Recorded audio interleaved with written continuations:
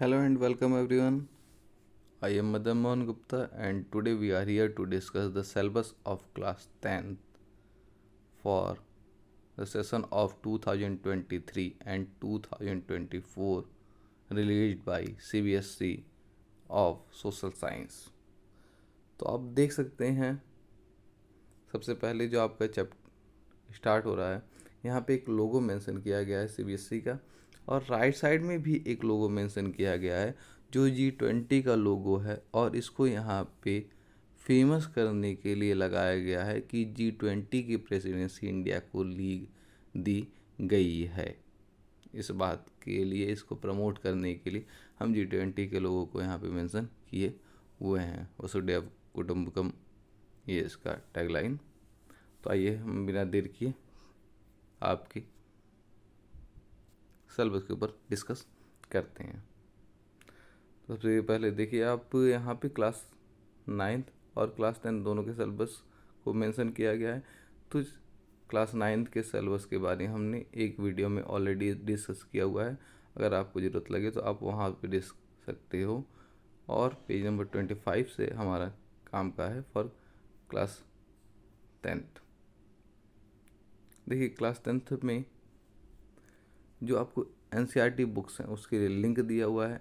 अगर आप लिंक के बारे में जानना चाहो तो आप कहीं भी किसी भी सर्च इंजन पे CBSE एकेडमिक या फिर cbse.nic.com के थ्रू आप सर्कुलम में जाएंगे। करिकुलम के बाद आपको मेन सब्जेक्ट में आप अपनी सोशल साइंस को चुनेंगे और उसके बाद ये पेज आपको डाउनलोड हो जाएगा 64 का और यहाँ से आपको लिंक्स आसानी से मिल सकते हैं।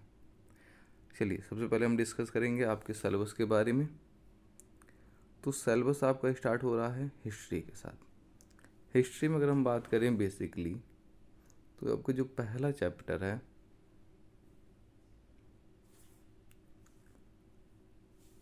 The rise of nationalism in Europe और second chapter nationalism in India.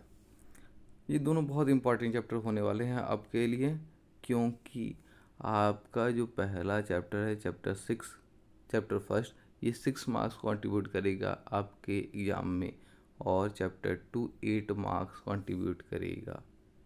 Number of periods ये अपने आप टीचर के लिए छोड़ दी कि कितने कितने पीरियड्स में उसको चीज़ों को ख़त्म करना है। इम्पॉर्टेंट ये है आज से पहले इससे पहले जो भी स्टूडेंट थे क्लास 10th में the making of a global world chapter 3 इसको वो पूरा पढ़ते थे, लेकिन आपको बस एक ही टॉपिक पढ़ना है।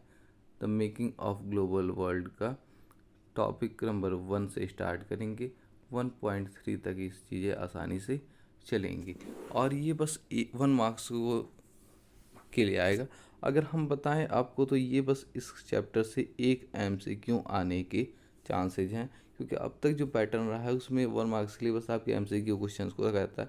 हो सकता है इस बार पेपर पैटर्न चेंज हो और क्या पेपर चेंज होगा जैसे ही CBSE कुछ नया पेपर रिलीज करेगा हम उसके बारे में आपके साथ डिस्कस करेंगे। लेकिन अभी आपको पता होना चाहिए कि फ़िलहाल the making of the global world में आपको बस टॉपिक नंबर 1 और 1.3 को ही स्टडी करना है। ये आप क्लियरली दे सकते हैं। Pre modern world to conquest disease and the trade, ये आपका टॉपिक्स होने वाला है जो आपके 1 मार्क्स के लिए रिस्पॉन्सिबल होगा। इसके अलावा जो आपके क्लासेज में प्रोजेक्ट बनते थे इसको एक नया नाम दिया गया द इंटर डिसिप्लिनरी प्रोजेक्ट। अब यहाँ पे टॉपिक नंबर 2 से 4.4 तक ये सारी चीज़ें आसानी से हो सकती हैं। जैसे द 19th सेंचुरी में क्या क्या हुआ, जो टाइम पीरियड था 1815 से 1914 तक का, वहाँ पे कैसे ब्रिटेन वुड्स और जो ग्लोबलाइजेशन था उसकी स्टार्ट हुई, ये सारे प्रोजेक्ट वर्क में इंक्लूड किए जाएंगे। और जो चैप्टर 4 भी अब तक आपके जो सीनियर से होंगे उनसे अगर आप डिस्कस करें तो बताया जाएगा द एज ऑफ इंडस्ट्रियलाइजेशन। इस बार के बोर्ड या में भी कई क्वेश्चंस यहाँ पे आए। अब इन चैप्टर्स से कोई क्वेश्चंस नहीं आएंगे, मीन्स ये चैप्टर आपके लिए इम्पॉर्टेंट नहीं। लेकिन बेटा यहाँ पे एक चीज़ अगर आप ध्यान दें तो आपको देखने को मिलेगा कि to be ascend in the periodic assessment, आपके जो पीरियोडिक टेस्ट होंगे उसमें इन चैप्टर्स को इंक्लूड किया जाना चाहिए। ये आपके CBSE आपको बता रहा है, तो आप इन चीज़ों पे भी ध्यान दें। और कोविड पीरियड में जो आपका एक चैप्टर हटा दिया गया था, chapter 5 print culture and the modern world, उसको प्रीवियस ईयर ऐड किया गया और आप देख सकते हो कि 8 मार्क्स कंट्रीब्यूट कर रहा है, जो बहुत इंपॉर्टेंट रोल प्ले करेगा आपका पेपर के लिए। अगर आप चैप्टर 1, चैप्टर 2 और चैप्टर 5 इन चैप्टर्स को प्रिपेयर कर लें तो बहुत बढ़िया स्कोर आप आसानी से कर सकते हैं। अगर मैप वर्क की बात करें तो इन्हीं 2 चैप्टर से ही आपके मैप वर्क भी आते हैं। मैप वर्क अगर हम कहें बोनस पॉइंट तो कोई गलत नहीं होगा। 2 क्वेश्चंस आपके दोनों चैप्टर से आ सकते हैं। बहुत अक्सर कांग्रेस के सेशंस के ऊपर क्वेश्चन पूछा जाता है, ठीक है, तो इनको भी आप चैप्टर पढ़ने के साथ में आसानी से आप डिस्कस करते रहेंगे। चलिए, इसके बाद अगर हम आगे बढ़ें तो सेकंड आपका स्टार्ट होता है ज्योग्राफी के साथ। ज्योग्राफी में बहुत ज़्यादा चेंज नहीं किया गया है, बस एक चैप्टर 7 में थोड़ा सा चेंज किया गया है, बाकी तो कोई चेंज देखने को नहीं मिल रहा है। सबसे पहले अगर हम स्टार्ट करें resources and the development, as usual पूरे चैप्टर को स्टडी करना है। 4 मार्क्स दिए गए हैं। Forest and wildlife resources यहाँ पे 2 मार्क्स कंटेन करेगा। वाटर रिसोर्सेज 4 मार्क्स कंटेन करेगा। एग्रीकल्चर बहुत इंपॉर्टेंट चैप्टर, 5 मार्क्स इंक्लूड करेगा। यहाँ पे आप देख रहे होंगे सबसे ज़्यादा जो हाईएस्ट मार्किंग है ज्योग्राफी में स्पेसिफिकली वो आपके एग्रीकल्चर चैप्टर से है, तो आप इसको भी ध्यान देंगे। हो सकता है जो केस बेस्ड स्टडी के क्वेश्चन बने आपके वाटर रिसोर्सेज या फिर एग्रीकल्चर के चैप्टर से बन सकते हैं। तो अगर केस बेस्ड स्टडी इस बार भी रहा तो आपका चैप्टर 1, चैप्टर 3 और चैप्टर 4 काफ़ी बड़ा रोल प्ले कर सकता है। तो इन चैप्टर्स को आप थोड़ा ध्यान से पढ़ें, क्योंकि केस बेस्ड स्टडी के क्वेश्चंस भी यहाँ से आने के चांसेस लग रहे हैं। चलिए, mineral and energy resources 3 marks के लिए, मैन्युफैक्चरिंग इंडस्ट्रीज 3 मार्क्स के लिए। और जो चेंज किया गया चैप्टर 7 में, पिछले साल भी कुछ पॉइंट्स को डिलीट किया गया था, बट इस बार आपको बस एक टॉपिक पढ़ना है, रोडवेज टू रेलवेज ओनली, और ये इंक्लूड करेगा बस आपके 1 मार्क्स। ये थोड़ा ध्यान दीजिएगा। मीन्स यहाँ से भी इस चैप्टर से भी एक MCQ आ सकता है आपसे। इन जो टॉपिक आपका रोडवेज टू रेलवेज, इनसे 1 नंबर के MCQ क्वेश्चन पूछा जा सकता है। तो आपको इस चैप्टर में बहुत ज़्यादा स्टडी करने की जरूरत नहीं है। आपका जो बेसिकली कंसंट्रेशन पॉइंट होना चाहिए वो चैप्टर 1 से लेके 6 तक होना चाहिए। थोड़ा काफ़ी बर्डन कम कर दिया गया है आपके ऊपर ताकि आप अच्छे स्कोर कर सकें।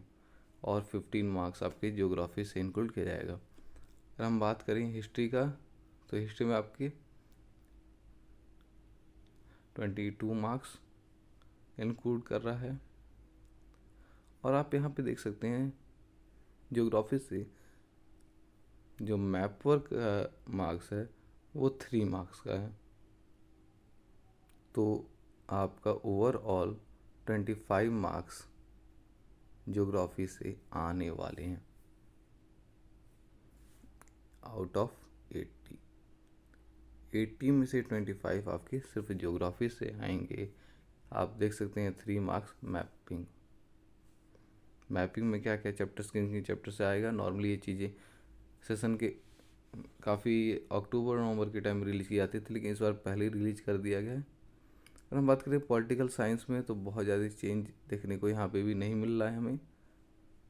चैप्टर 1 पावर शेयरिंग 2 मार्क्स के लिए, चैप्टर 2 फेडरलिज्म 3 मार्क्स के लिए, और chapter 3 gender religion and caste 2 marks, political parties 5 marks, outcomes of democracy 3 marks. अगर एग्जामिनर को लगा कि उसको केस बेस्ड स्टडी आपके सिविक्स से देना है तो पॉलिटिकल पार्टी वाला चैप्टर काफ़ी इंपॉर्टेंट रोल प्ले कर सकता है। तो इस चैप्टर को आप थोड़ा ध्यान से पढ़ें, क्योंकि यहाँ ये सिविक्स में सबसे ज़्यादा मार्क्स को इंक्लूड कर रहा है। तो आई होप आप इन चीज़ों को ध्यान देंगे। और एट लास्ट अगर हम डिस्कस करें इकोनॉमिक्स का, जो बहुत इजी पोर्शन है आपके चारों सेक्शन में, तो यहाँ पे आपके लिए और थोड़ा इजी कर दिया गया। यहाँ पे आपको बस 3 चैप्टर पढ़ना है। कौन कौन से?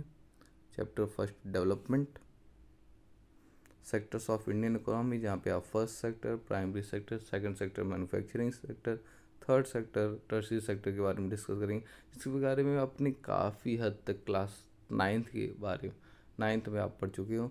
वहाँ से आपका ये चैप्टर सेकंड बहुत ज़्यादा हेल्पफुल होता है। और थर्ड चैप्टर आपका money and credit, chapter first 4 marks के लिए, चैप्टर सेकंड 5 मार्क्स और चैप्टर थर्ड भी 5 मार्क्स को इंक्लूड करेगा। चैप्टर 4 में आपको बहुत ज़्यादा नहीं पढ़ना है, बस आपके 2 टॉपिक्स यहाँ पे आ रहे हैं। What is globalization, factors that have enabled globalization. जैसे आरबीआई का वर्क यहाँ पे आप देख सकते हो, इस बार के भी एग्जामिनेशन में पूछा था what are the functions of RBI. तो इस तरीके के क्वेश्चन यहाँ पे आपको देखने को मिल सकते हैं, जो 1 मार्क्स आपको कंट्रीब्यूट करेगा। चैप्टर 5 एज यूजुअल हमेशा की तरह चैप्टर 5 कंज्यूमर राइट्स आपके प्रोजेक्ट वर्क के लिए रखा गया है। तो इस तरीके से आप देख सकते हो किसका वेटेज कितना परसेंटेज है, ये सब भी आप आसानी से इन चीज़ों को देख सकते हो। और अगर हम मैपर की बात करें,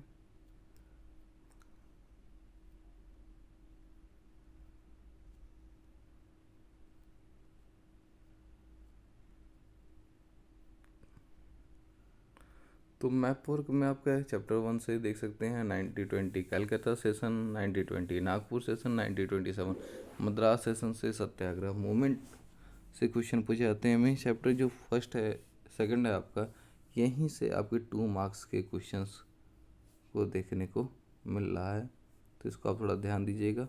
जलियांवाला बाग पंजाब में, दांडी मार्च गुजरात, तो यहाँ से आपके 2 मार्क्स सिक्योर किए जा सकते हैं। ज्योग्राफी में चैप्टर वाटर रिसोर्सेज से मैप वर्क आ सकता है, जहाँ